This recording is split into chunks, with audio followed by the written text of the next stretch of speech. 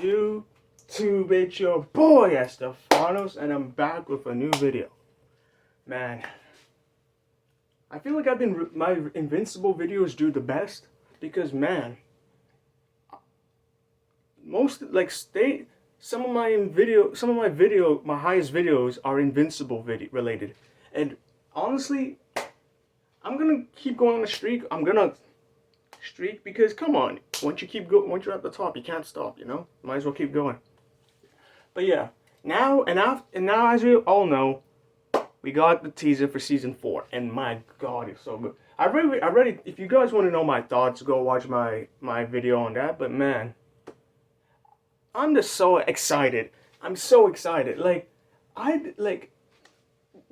I've told you all when I first got into this show, when I started learning about the show, I didn't think I would like because how brutal it was, and it's brutal. Like even as a viewer, you have the same level of trauma as Mark. Like that's how good the show is because it feels real. It doesn't feel choppy or just there for the sake of. And man, even though that every character has like a ridiculous as superhero name, you still like them.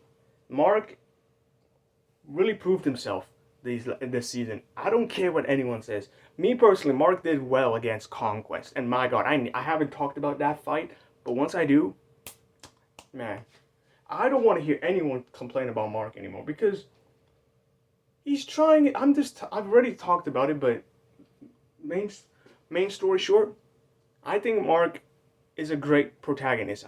He gets too much hate, but honestly though, that's just part of every superhero franchise, you can't please everyone. But yeah. But anyways, today's video I want to discuss the one and only Omni Man, aka Nolan Grayson. Now, I will say this. If you know Omni Man, then you know that every Invincible fan who started the show knows what I'm gonna talk about. As we all know, Nolan is a Viltrumite from Viltrum. He was an agent sent to Earth to take over the planet so the Viltrum Empire could take over and conquer it. So when he came to Earth, he pretended to be like a hero, and then he got married to this woman, Debbie Grayson, and then they had a son, Mark Grayson.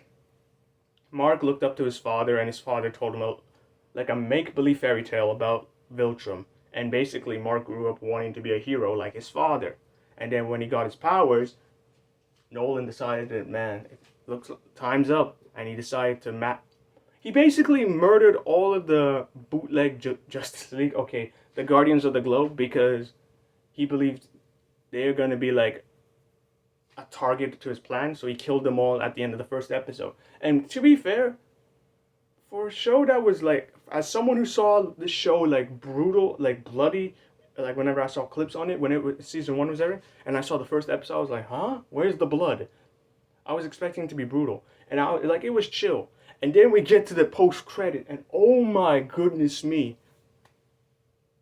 When I tell you, I was shocked. I was shocked. Like it was so unexpected, and the way the angles when they showed Red Rush getting his head squat. Oh my goodness me! It really set the tone for what Invincible was going to be, and from this moment is what established the show. And after that, yeah, throughout most of season 1, we were all wondering why did Nolan do this? Why?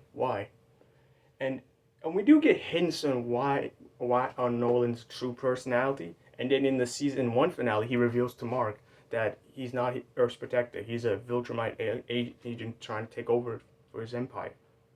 And the way this guy he legit insulted his own wife by calling her a pet. Oh my goodness gracious me. That is like the most insane insult ever. And then him and Mark going all out.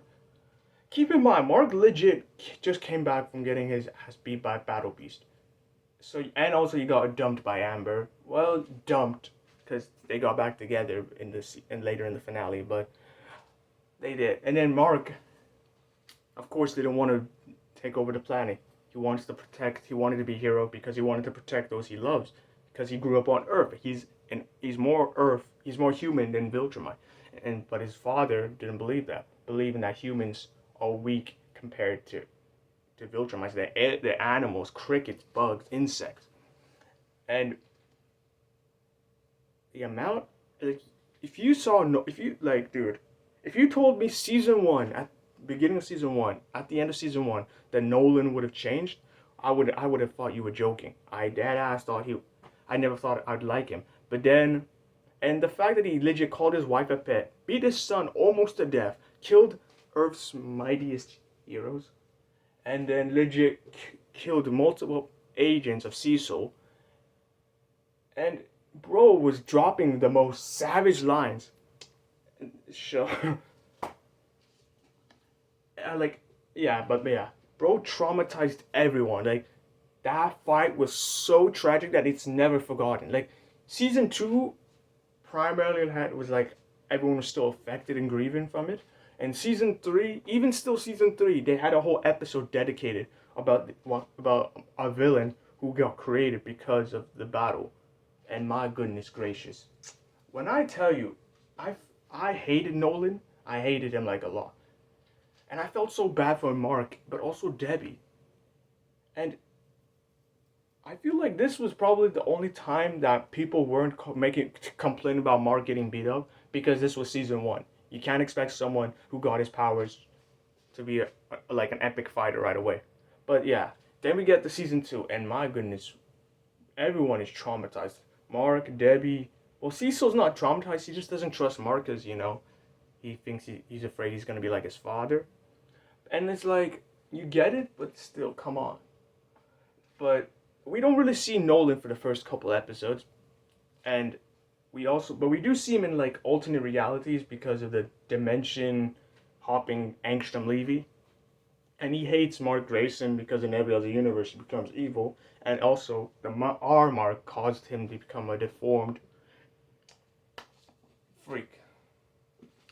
And so for most of season two, Nolan is barely seen. Like we see him again in episode four where he basically tricks Mark into coming to the planet Thraxa, where he bro was getting at it for cricket basically, and he had a kid, and basically because of their biology being basically Thraxans are the opposite of Viltrumites. They don't live long, pretty much up to 1 year, and yeah, but they have an incredible memory. So Mark's brother was inferior, and the Viltrumites would track Nolan down to Thraxa and kill his brother and every other Thraxan. That's why he brought Mark here. He wanted him to take his brother back to Earth, and it resulted in Nolan and Mark having to face off his dad again, and Nolan surprisingly having spent time on his own, reevaluating himself, and was thinking of ending it all in the black hole. But after saving the Thraxans, yeah. Now at first you really still hate Nolan because how could you forgive him?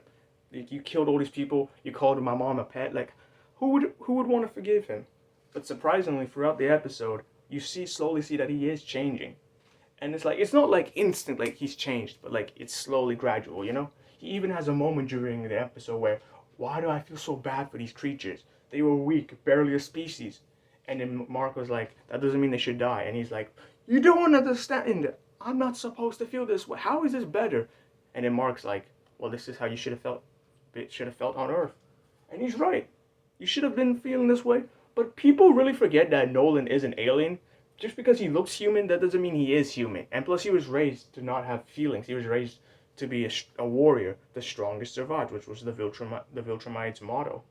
And basically, the Viltrumites invade Thraxa, and then Nolan basically has to fight off one Viltrumite while Mark struggles against another. And this is probably where people really start to like lose their patience with Mark, because Nolan tells him to stop holding back, and Mark's like, he's not holding back. And then after this, he tells Mark, don't think, just act. And basically, Mark does go like a bit crazy on the battle, but because of this, people really thought Mark was able to stand against a Viltrumite. Nolan was able to kill one Viltrumite, he thought, but and after killing like pretty much two of the Viltrumites supposedly, the Steve Harvey, aka Lucan, ended up surviving his battle against Nolan, and he ended up breaking Nolan's back, and then he gets taken onto the Viltrumite ship to basically be executed. And surprisingly, because even though it's been one episode, you feel conflicted. You hate Nolan, but you also want to see him change and do better and help and protect Nolan, Mark, and all his brother and his wife and his planet. And basically, for the rest of season two, we see Nolan in the Viltrumite prison, where he's healed and having to like prepare for his execution. And after Alan the alien, the goat, meets and has a convo with Mark about how they can defeat the Viltrumite.